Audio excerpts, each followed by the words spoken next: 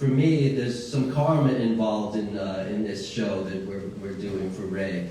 My good friend Art Anton, who was the owner of American Primitive Gallery, was the first dealer to show Ray's work and to put it really into the public eye. And he was kind enough to send me a little package a couple of weeks ago. And in that package was this postcard of an exhibit in 1994, I believe. And it was a show called Miniature Obsessions at American Primitive Gallery. It was a 4-person show, and Ray was featured in it. And one of the artists also in that show was an artist by the name of Paul Edlin. And that was my Uncle Paul. And the reason I became familiar in my path to being an art dealer started with me trying to help Uncle Paul, who was born with a hearing loss, to show his art. And he made collages out of cut-up postage stamps, tiny postage stamps. And Art Anton was gracious enough to give him a start, and that was the start of his ever showing his art, which led me on my path. And that was a 4-person show called Miniature Obsessions that was reviewed in the New York Times by Holland Cotter, who compared it favorably with a show of miniatures that was happening at the Metropolitan Museum at that time. So it's really kind of doubly special for me to be here and representing Ray now. So I'm going to turn it over to Ray Materson, who's right here, who came in from Michigan on Thursday for this. And of course, you know the illustrious Carlo McCormick, who is a brilliant art critic, writer, curator.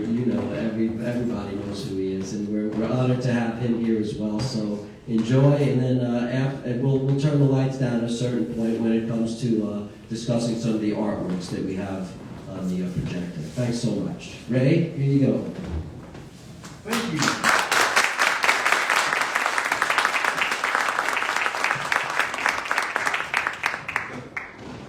Thank you, everyone. Thanks for showing up. It's a place to stay warm, anyway.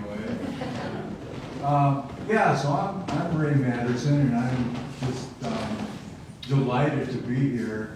A return to New York City after many years has been fruitful, exciting, fun, all the things that it's supposed to be.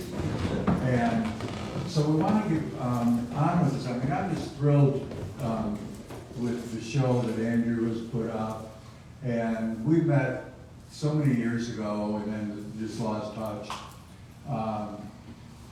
But I want to get on.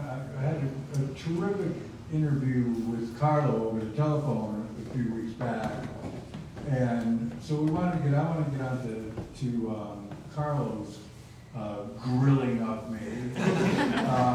Position. Yes. Nobody expects.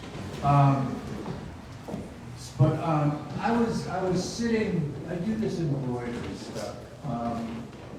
And here's a piece that I'm working on currently.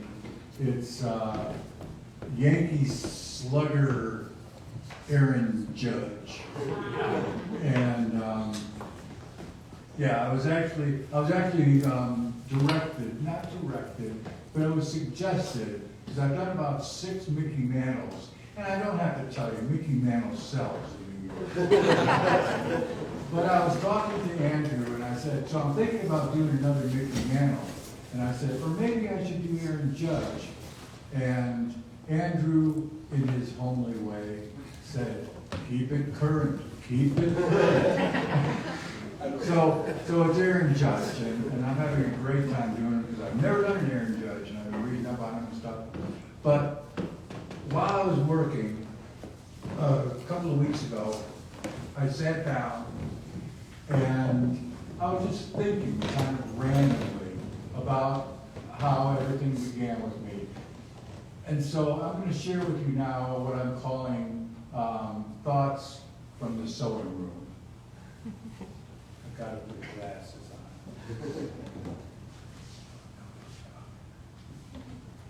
Okay, everybody just... It's amazing to have any eyesight with the scale you work at. I'm sorry? I said it's amazing to have any eyesight with the scale you work at.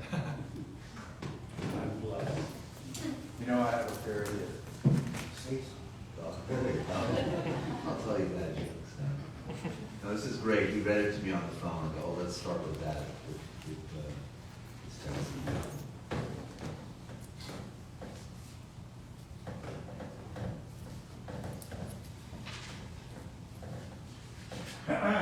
So, thoughts from the sewing room. Yes, I'll pick up the mic. When I first began my career as a stitchery artist, I didn't even think of my work as art. Being an artist is a lofty calling. I was lowly, an inmate dwelling in a prison cell. My critics were fellow prisoners who often had little formal education. They were schooled on the streets. They knew what they liked, however, and they liked what I did. They showed their appreciation with bags of instant coffee, cigarettes, and most importantly, respect. To earn respect in prison cannot be undervalued. It keeps you alive. I boasted that I've been blessed with nearsightedness. Now, some 30 years later, I've gone from +2 reading glasses to 3, and just recently to 4. I remain blessed with sight. From sewing my images, embroideries, a woman skilled in the work once assured me, I called them miniature tapestries. But tapestries are created on a loom, she told me. Thus, I created miniature embroideries. For hours, days, weeks, and years, I sat on a prison bunk doing my embroidery. Now I have my own room to stitch in, a comfortable, easy chair, and good lighting. Very important. I have brought my work with me and embroidered on trains. They're much too bouncy to embroider on. I worked at gates and airports. A small crowd once gathered around me during a layover in Detroit. I stitched and from time to time looked up at the gathering watchers until at last a woman in the group stood up and said, "All right already, what are you doing?"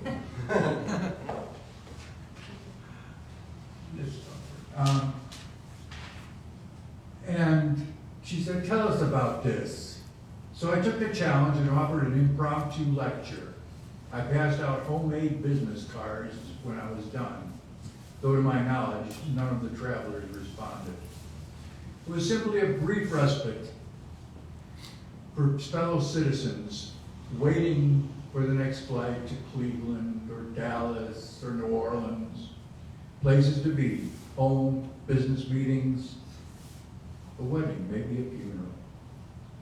People I'll never know, places I've been to but haven't seen through their eyes. There has been rich diversity in groups I've shared my work with and stories with. It began with prison inmates. It continued with students at universities and even grade schools, at art galleries. I marveled at the respect and interest old women showed me when I was invited to speak at an embroidery guild meeting. An ex-convict and drug addict sharing stories of depravity and with kind and godly-looking souls in a church basement in Dutchess County. From a prison bunk to stitching on board a big fancy cruise ship, classical music softly playing in the background, a far cry from the loud, foul cursing and cacophony of rap and rock and country music competing in the cell block. On the ship, as I sat stitching, a woman approached me. She was attired in summer wear from, I imagine, an expensive boutique. I'm seated in the lounge on a soft cushion, bathed in sunlight shining through an immense porthole-like window. She observes me and then quietly and respectfully asks, "Are you a surgeon?" I've heard surgeons keep their skills honed by doing embroidery. I want to say, yes, I'm a pediatric cardiologist. I don't want to say I'm an ex-convict and former drug addict. I say neither. I tell her I simply enjoy sewing. She walks away, somewhat disappointed, I think, but at least not shocked. So I've looked at my hands recently. They've grown older. Age spots, wrinkles in my skin which appears to be thinning. I developed a bump of some sort in the palm of my right hand. Nonetheless, I stitch. I share my pictures and stories with all of you.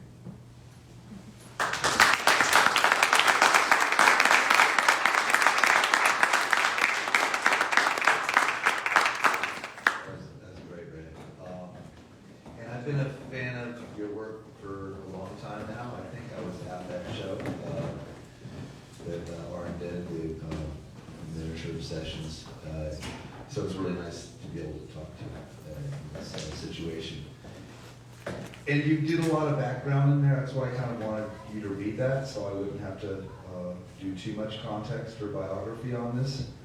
But I thought that as a way of getting there, I'd like to talk to you about like this evolution where you start out basically customizing. I think the first piece you do, and I've always thought customizing was a weird access point to creativity for a lot of people, a lot of youth culture as well. And then you kind of go to commissions because the fellow inmates are asking you to do things for them or for their loved ones back home. And then at some point you kind of realize you're an artist. So if you could talk a bit about that path of how you got into it, and then when you realize like, oh no, this is like It's something else. yeah.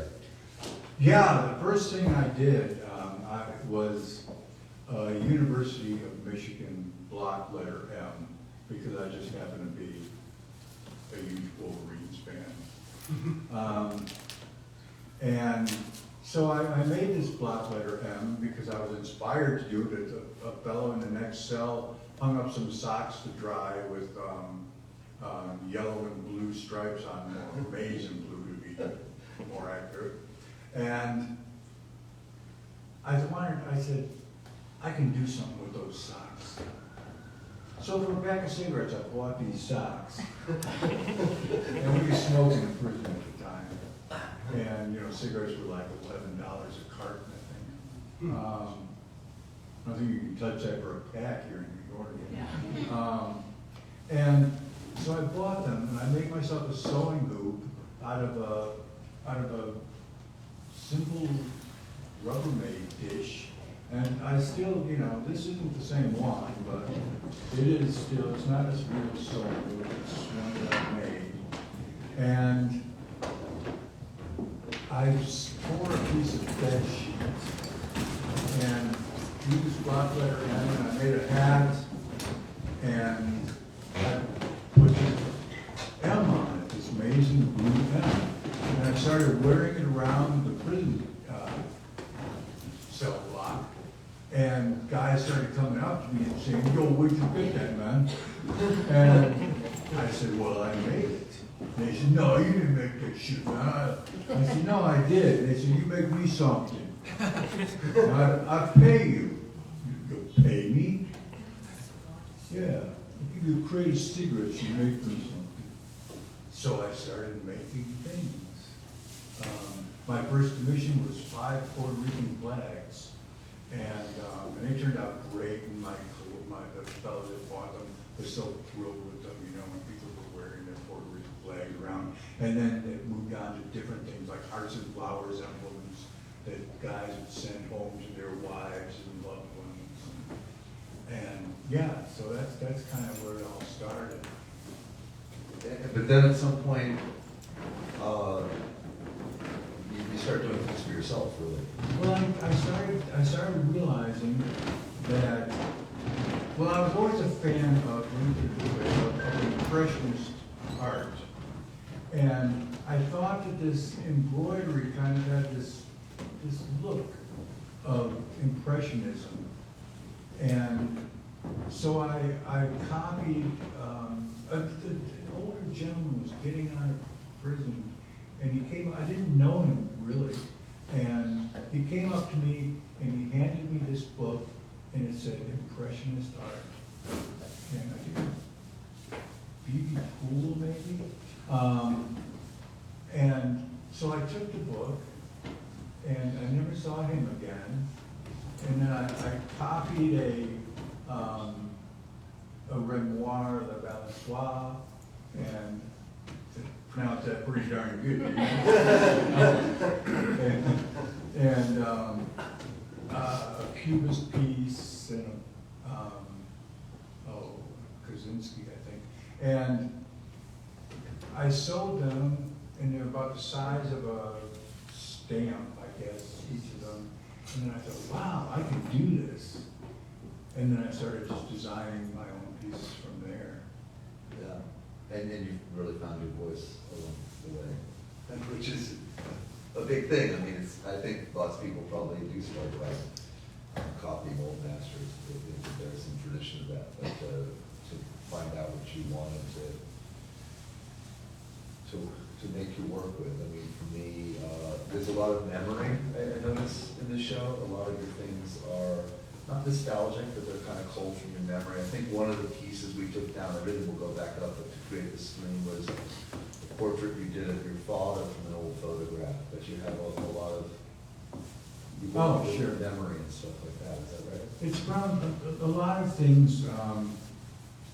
You know, when you're in prison, if you're not thinking of ways to kill other people, you know, and I say that kind of half sarcastically. You know, you want to create. There's an expression: you can do the time, or the time can do you. And I just got to the point where I wasn't gonna let the time do me. I was gonna do the time. And so I started, so I was thinking, I thought about family, I thought about things that were important and special to me when I was a youngster. I copied, you know, I created those images out of my head. And I was, particularly, guys in the prison were very interested in what I was doing. You know, there wasn't, you know, I couldn't sit up on my perch, as they called it, and without guys stopping by and saying, "No, man, look, what are you making?" And I'd show them, and they'd say, "Can I touch it?" And you know, generally speaking, I'd say, "Yeah, as long as your hands aren't dirty," you know. And so they looked, and I think there was a part of me that said, you know, when I was a kid, we had these emblems on our baseball caps, and you know, whether it was Yankees or Pirates, or did a lot of pirate emblems because the black and gold are kind of the colors of Latin kings. Anyway,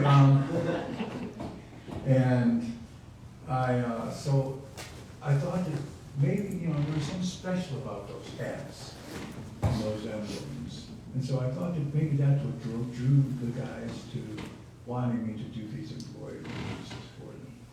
Because they'd seen their mothers, maybe their grandmothers make these, and they were something special, something homey. Yeah, that makes sense. You know, you've been out of prison for many decades now, and that would have allowed you as much liberty to pursue any kind of art making that you wanted to do. And you've really stuck with this medium. And it has a set of limitations built in, which is maybe appealing, but I'm curious why there's kind of persistence, the attraction to the embroidery, to the scale, to all these things, how it continues to sustain you as an artist. You know, I've done a few paintings. Yes, I know that. And I wasn't going to ask. I like it. And I think probably my favorite story is I did a painting, and I sent it down to Arn, and he basically said, keep your day job. So, but, you know, so, you know, and I like this, you know. I mean, the works take me anywhere from a few weeks to, you know, sometimes a few months to make, depending on the sophistication of the design and such. And I just like it. It brings me peace, and gives me a kind of focus. It's like a kind of meditation, I suppose. I was wondering about that. Like you told me before that you really like to lose track of time. It's kind of a very contemplative process for you. And that's what part of the beauty of doing the work in prison was for. Because I could get up, you know, I wake up in the morning and the lights go on and everybody starts screaming and hollering. And, you know, I get lost in the artwork. And I think I was the only prison inmate that could say, there ain't time enough in the day. Because I'd be stitching away and stitching away and stitching away. Guys would sometimes say, hey, come on, you gotta go eat, you gotta go eat. And, but all of a sudden, you know, the day's done. And I'm looking forward to the next day to get back into whatever it was I'm doing. Yeah. And you know, in terms of this medium, there's a real intimacy of scale, which kind of sucks you in. And physically, I don't know, the physicality is sort of like more between patches, but also like relics or illuminated manuscripts. And so you're really also, I love the drawings in the vitrine. I'd never seen those before. So you planned them out ahead of time. Oh, yeah. Yeah, I guess you can't like freestyle too much. Well, I think I have, but, you know. But so the scale's kind of important that way. Like when you told me like you made a big painting one time as a commission. Oh, yeah, I did. This fellow who was in a biker gang had asked me to do Harley Davidson Silver Wings. And it was 15 inches by like 5.5 inches, so it was really big. I had to keep moving the piece, you know. And yeah, you know, they paid me 3 cartons of cigarettes for it. But yeah, I don't know what the question was. Well, the question was really about scale. I mean, maybe it's more like another question. Oh, the scale. As I was doing these, I didn't know what size to make them. And I happened to be cellmates for a while with a fellow that had been a photographer before he killed somebody. And no, I laughed at. But he was a photographer, and he said to me, he said, you know, he said, if these are going to be photographs in the future, he said, if they were about 2 1/4 by 2 3/4 inches, he said that'd be perfect for photographic techniques. No? No, I'm saying that's incredible. Oh. I didn't know that. I thought you knew something you didn't know. No, that's Don't worry, he's still locked up, I won't tell him.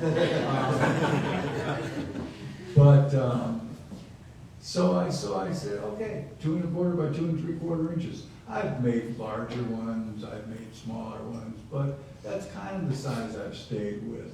Yeah. And it was all because of the input that I got. You know, I got input, and I say that because the input that I got, my first critics were these guys in prison.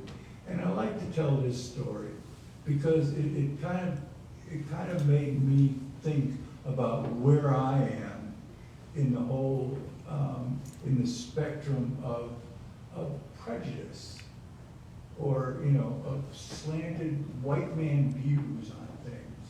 I was doing a baseball image, and I'd done a bunch of baseball images, and a black inmate came up to me, and he was looking at this picture, and he says to me, because I put people in the stands, and he says, how come there ain't no brothers in the stands? And I thought to myself, damn, how come there ain't no brothers in the stands? Is that me? Am I so middle-class white that I would just leave out this whole segment of the population? And so anyway, from that moment on, from his question, you know, my stands are full of people of color, everything, and I feel a lot better about it. Yeah. Yeah, if you think the art world's rough, that's a pretty one of the things which I think from your early work and still through is these kind of dichotomies within it. Like sometimes you are looking at some pretty dark things, like from life experience, and then there's others which are more light, more hopeful, more joyful, and I could see the need for both. There are things that bother me. There are things like young black men being shot down in the streets who are unarmed. And you know, and it's not just black, it's a large proportion. I mean, the larger percentage of unarmed people are people of color that are shot, you know, by police or, you know, vigilantes, you know. We're just protecting the streets because nobody else will. Yeah. And so this gets me upset. It gets me upset. There's a piece up here right behind us, in fact, that's called Almost Free at Last. And that's a black man getting ready to be executed. You know, who, maybe he didn't have good defense. Maybe, you know, maybe he didn't do this thing. But it's easier, you know, more people of color are executed in this country than whites. It's just as simple as that. I can't tell you the percentages, but you got it, go to Google. And so those kinds of things bother me, and I like to say something about them through the artwork. And yeah, so they're dark, but then I can't stay in the dark, because like when I was in prison, I would escape the prison cell by doing like pictures like Shakespeare or any of a variety of other pieces. So, you know, and happy family pictures. There's a recent work, I can't remember where it is in here, the Sirens and Fishes, which I think you revisited an earlier piece of yours, but also a level of kind of fantasy, you know. Oh, yeah. Maybe art is, you know, in many ways a form of escapism for all of us, all arts to some degree. But there's this big, strong streak of kind of fantastical, magical thinking in your work as well. Well, thanks. It's just stuff I think about. Yeah. Your obsessions, if nothing else. Let's see if I want to get to look at some of the slides soon, and but I'm going to see what else I wanted to ask you. I guess you know, you did this book, which is kind of out of print. You just got a few left, but it made me think. And what's it called again? Sins and Needles. Sins and Needles. But I also think of you very much, you know, I've had the pleasure of talking to you on the phone and up here and stuff. You're very much a storyteller and a great raconteur that way. But there's a real narrative element to your work as well. So talk of, you know, what the story means to you in that way. What story? The story you're telling each time you write something, you make a work of art, like the narrative aspect of the work. Does that make sense to you? No. No, it does. No, I get it, you know, I get an idea in my head, and I think to myself, yeah, you know, I can make this would make a cool story. Or, you know, maybe somebody will see, you know, and people see different stuff. You know, I mean, I might do a picture of like the sirens and fishes, and they don't see sirens and fishes. They see, you know, naked broads with a bunch of fish swimming around them. You know, and but you know, and which is kind of interesting to me as well. You know, different people see different things. Really good. We'll talk more later, but let's maybe Dim the look at- lights. Yeah, dim the lights a bit. We can talk a little bit about individual pieces, which you probably don't even know which ones they selected. But, Oh, yeah, Can you shame. make sure they turn the lights down?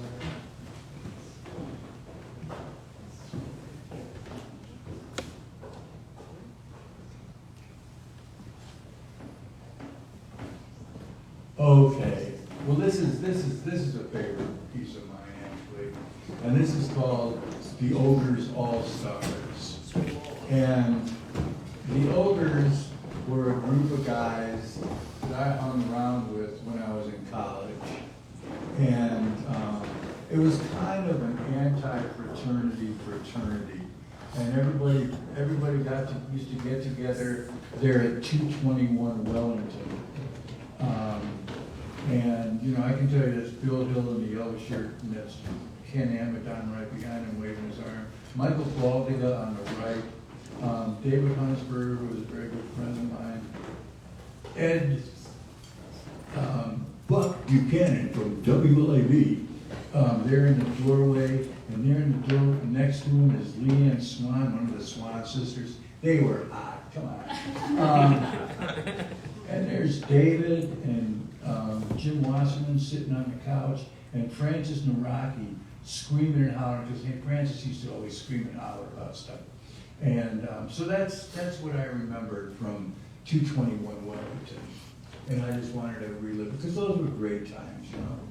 yeah. Yeah, that's kind of like what I was talking about, with the way memory is often triggered in your work. That's great. Do we have another one? This is the house on York Road.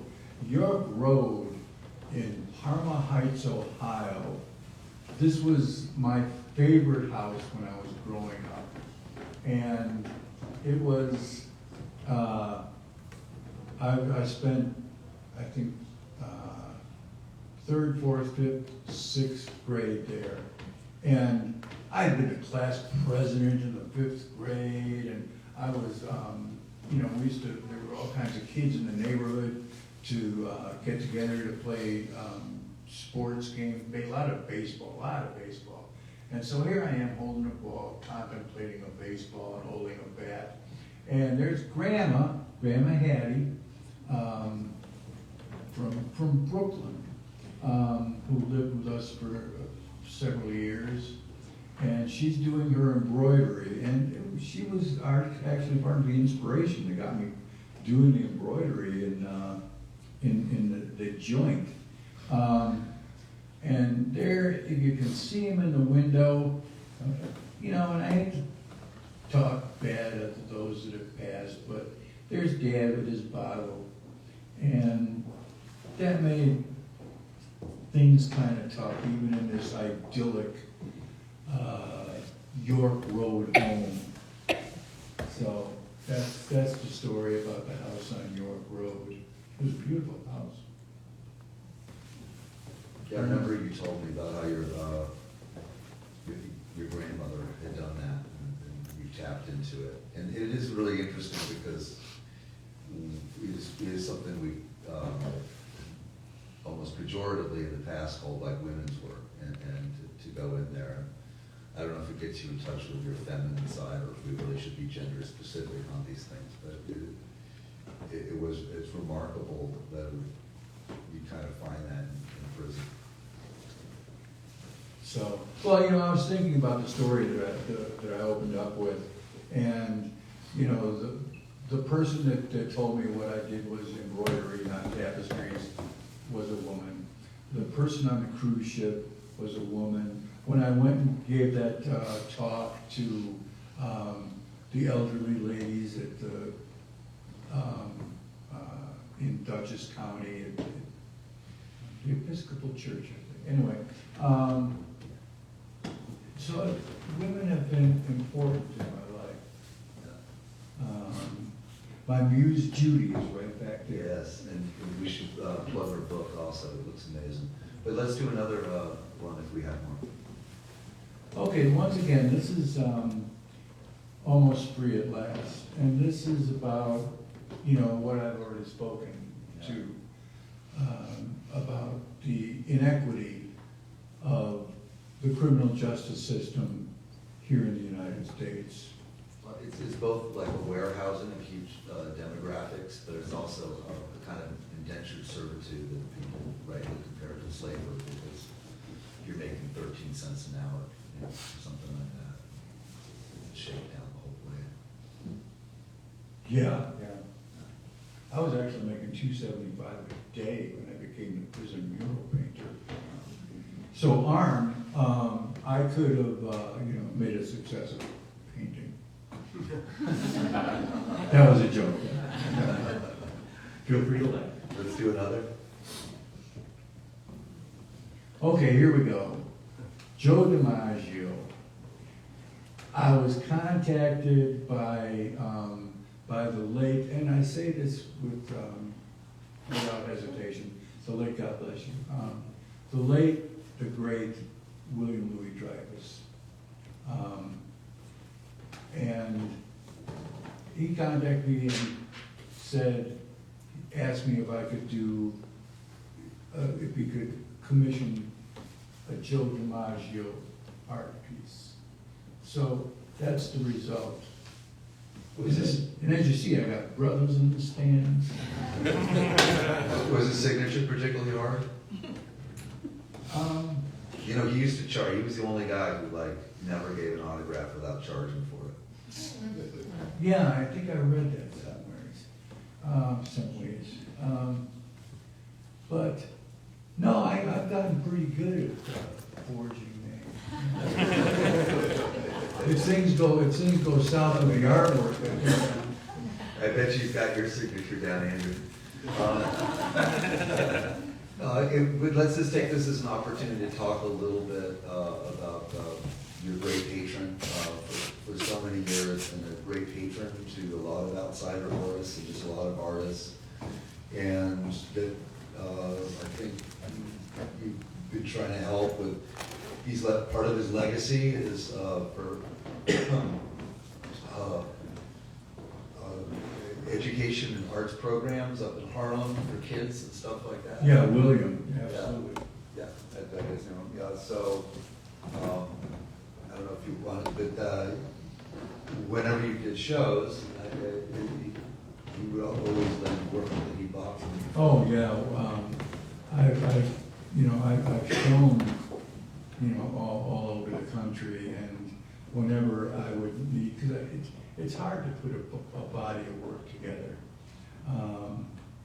and so I would contact William's office, and I would say, I'm wondering if you can possibly put together a piece of collection of works, and they would tell me, have them get in touch with us. We'll do all the paperwork. We'll take care of everything for you. And they were just so amazingly helpful.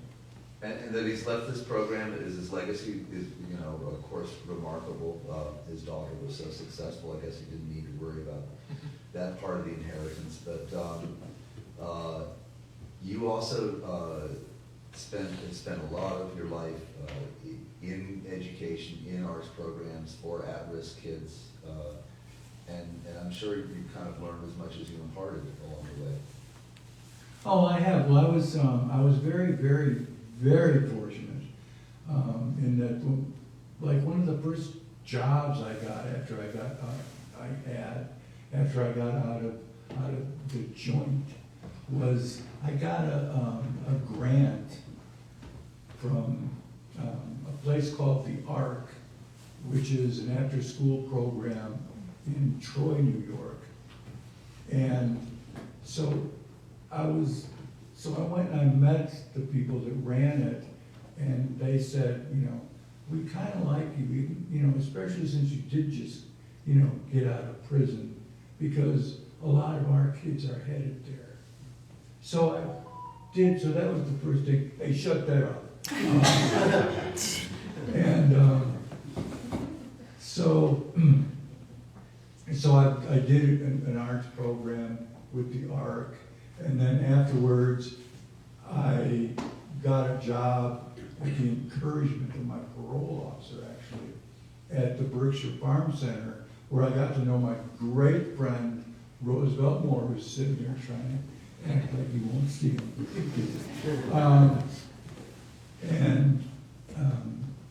I got this grant from the Robert Wood Johnson Foundation to do an art program for troubled kids that were deemed to be prone to alcohol and drug abuse.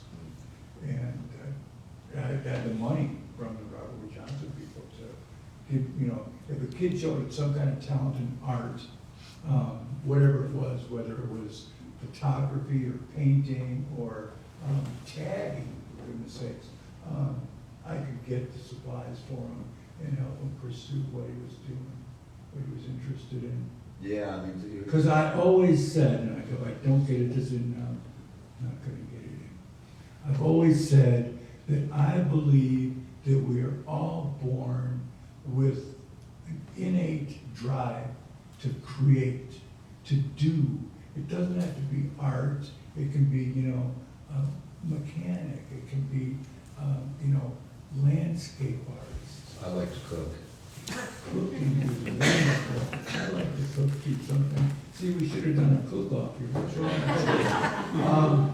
Start a YouTube cooking show together. Yeah, that'd be great. But I believe everybody has a drive to create. And if that drive to create isn't encouraged along the way, that it turns instead into a negative thing, a self-destructive thing. And the self-destruction takes place, in my case, with drug and alcohol abuse, and with many others through, all various crime and such. So, nurture the drives to create, or you're gonna develop a society where everybody just wants to hurt people. Right, and it's also great you got that opportunity to do that for so many years, one to another.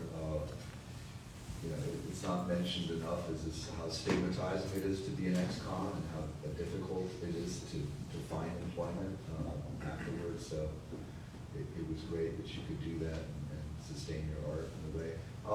But I'm just prattling on. Maybe we have time for a few questions, do we, Andrew? Of course, absolutely. I think we got pretty good acoustics here. Of course, he says with a mic in his hand. But I can try to. You want to say? What's your favorite piece? What's your favorite piece you ever complete? Oh, shucks, that's not fair. There are so many images that I absolutely like. Coming in here today, there are, all these pieces that have glass on them are from the William Louis Dreyfus Family Foundation collection. And I saw a couple of pieces that I haven't seen in a long time. And I like everything that I do. And no matter, it's like I've done dozens and dozens of baseball pieces. And I still love doing baseball pieces. And it's every time I start a piece of work, it's like the first time. And I mean, I have to ask myself, how is this going to go next to that? Is this going to, it's not, nothing comes rote. I mean, you might say that all the people in the stands are going to look the same, but they don't, One of them's Uncle Ed, and one of them's somebody else, and one of them's the old mailman that we used to have. I mean, it's weird. It's like when I did a mural when I was actually the prison mural painter, and the first piece I did was the deputy warden. He asked me to do an 8-foot by 9-foot mural of Fenway Park. He was a Red Sox fan. But I'm a Yankees fan, come on. So I drew out this 8-foot by 9-foot image of Fenway Park from behind home plate. And as I was working on it and I was putting people into the stands, I would have guards come up to me and say, can you stick me in there? That's where I sit if I go to the game. The warden came up to me and he said, you know what would really be cool, Ray? If you put Joe DiMaggio and Ted Williams sitting arm in arm in the stands. So I said, yeah, that'd be cool. So I did it. You know. But you see, I gotta tell this because it's kind of funny, I think.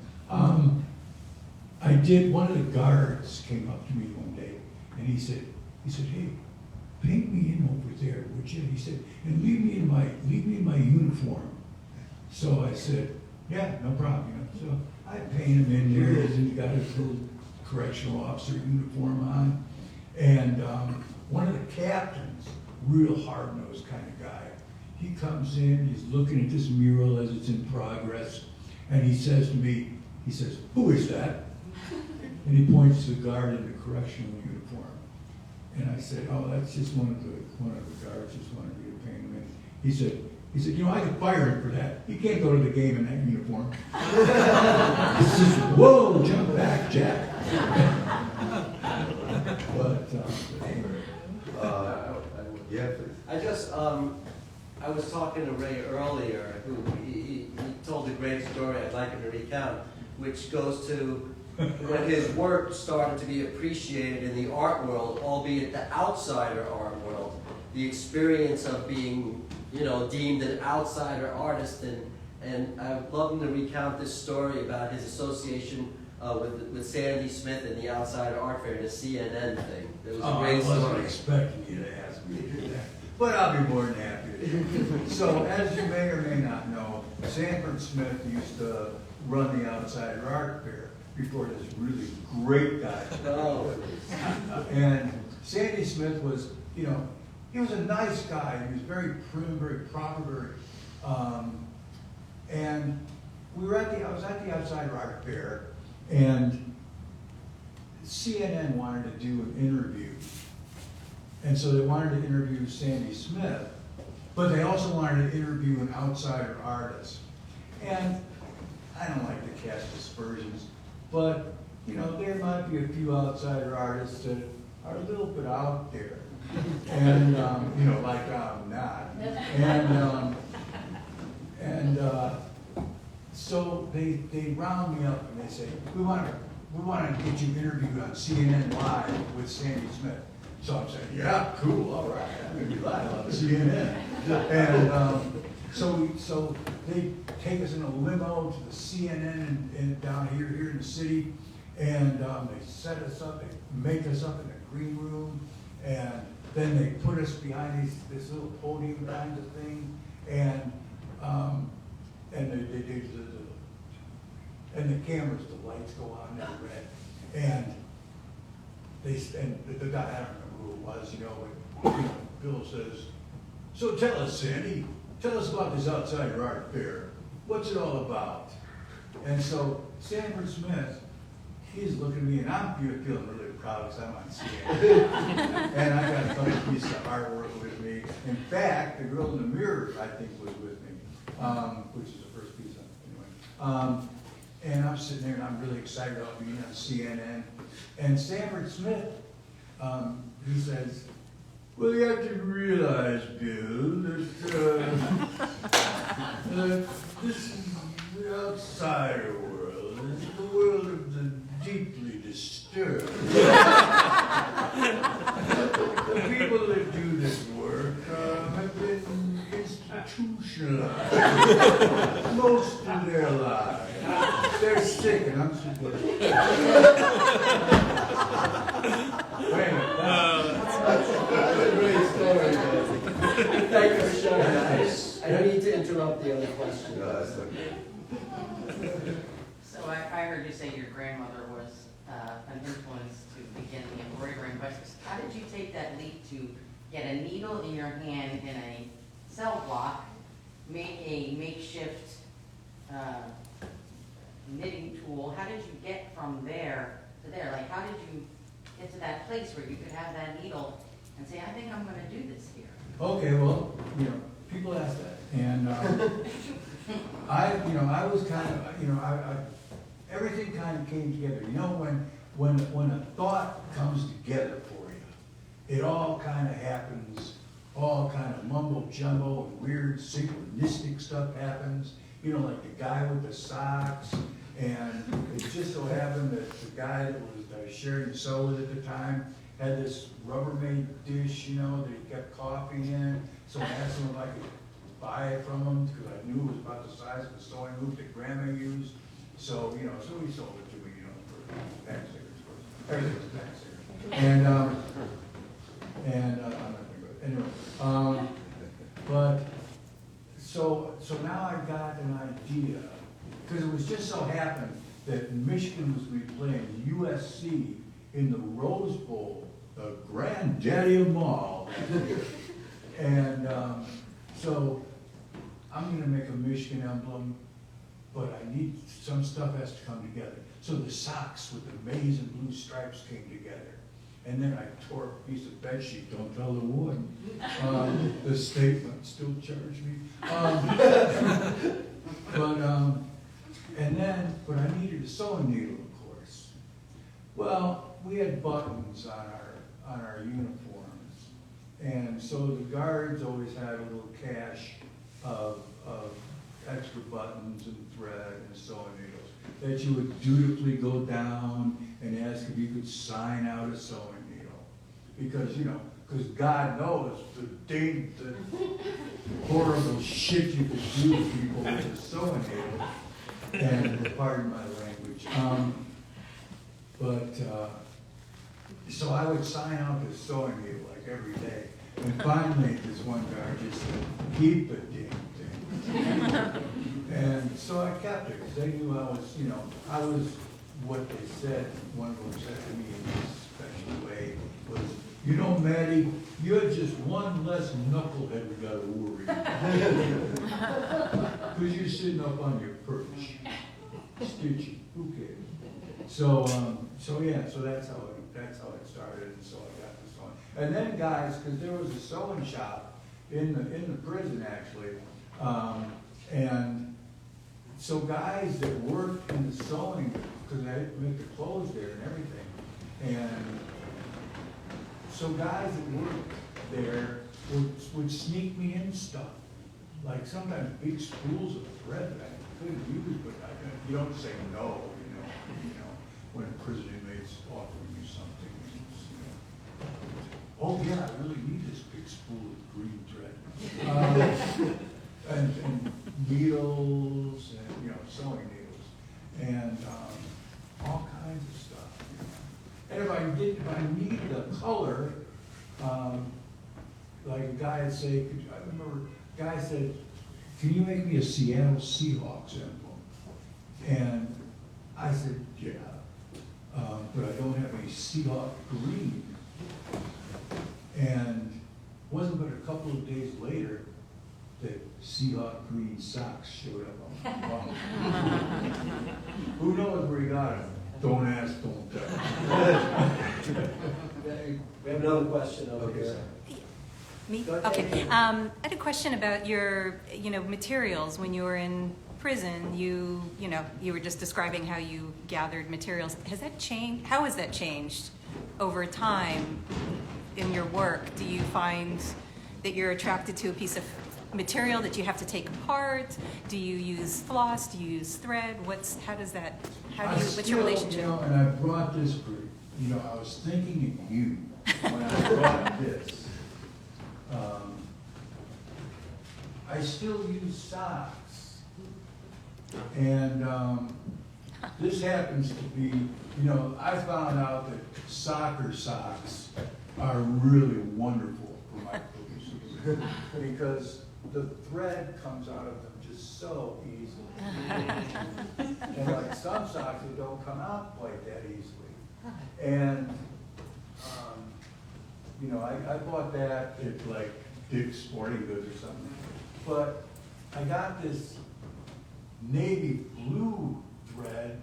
I was at a garage sale in North Greenbush. And I refer to my friend as Ed and his lovely wife, Michelle, who were friends and remain friends. Anyway, but there was, and so there was a pair of socks that were also, what do you call it, soccer socks, and they were just a red color, and they come apart great. And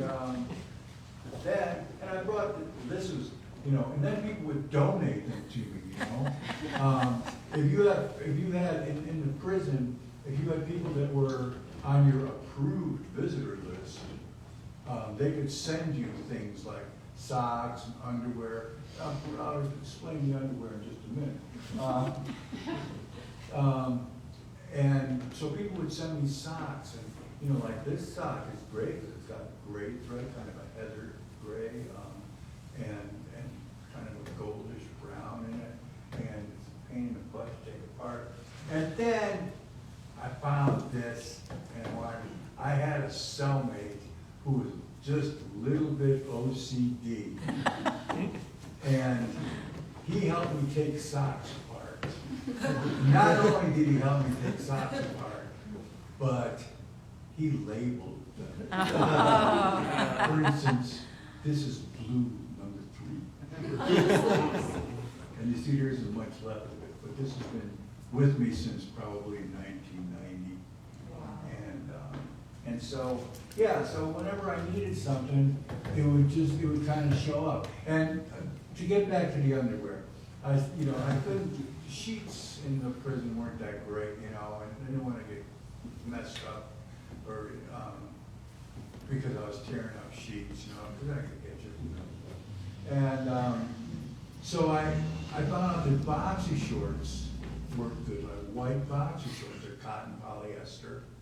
And so I asked my mom, God rest her soul, if she could send me in some boxer shorts. And so, you know, a few weeks later, I get a package from Mom, and it's like, got this package of XXX white boxer shorts. And she's got a note on it that says, for the same money, you get more material. The wisdom of a Let's mother. take one more question. Do you exclusively use fabric material for your thread, or do you often just use regular thread from a store? And to follow up, you have a necklace there and some gold on one of those on the wall. Do you have in your head that you need a particular color, or like that's a gold? Do you seek it out, and if you can't find it, do you just go to the fabric store and get thread? I sometimes, yeah, you know, like the pieces you're referring to, I think, is, It's a necklace. it's a gold. Yeah. Right here. Yeah. And yeah, that's actually, I wanted it to be really gold, so I actually bought a spool of gold thread. But, you know, but it's, 99.9% of my work is soft thread. And shoelaces too. Shoelaces, I take black shoelaces,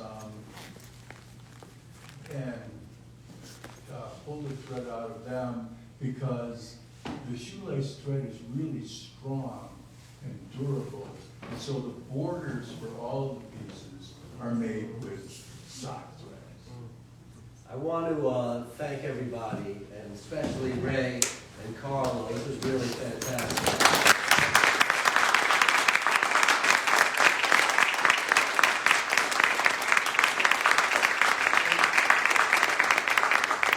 And now we're going to have a proper opening for this show. We're going to clean up the chairs. We invite you to stick around, have a drink, and we're going to enjoy this show. So thanks so much for coming, and please hang out. Thank you.